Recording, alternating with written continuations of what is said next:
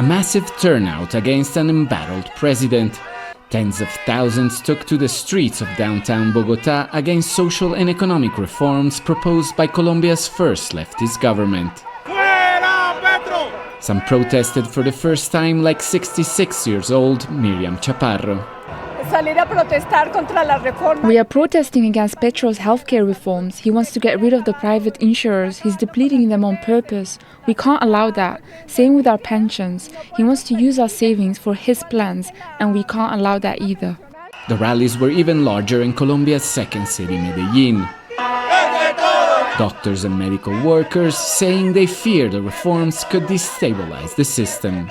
It is a system that has its flaws, that has its shortcomings, but it deserves to be reformed based on sound principles, and all sectors need to give their opinion about it.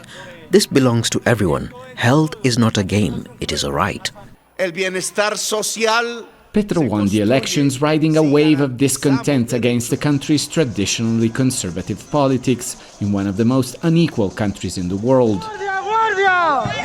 Yet less than 2 years after his historic victory, most of his ambitious reforms have proven divisive, and he's been unable to find a majority in Congress to get behind them. In response, he has tried to force change through executive actions and proposing a popular assembly to change parts of the constitution, which has helped the opposition to galvanize its base while also increasingly mobilizing centrist and middle-class sectors of society against the government.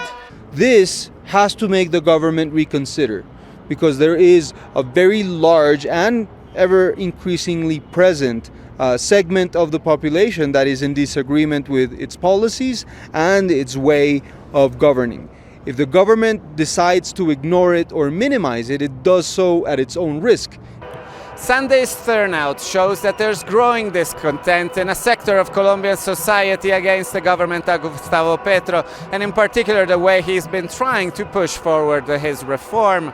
But this message is unlikely to convince the president to back down, and he has already called for a counter-protest on May 1st. Alessandro Rampietti, Al Jazeera, Bogota.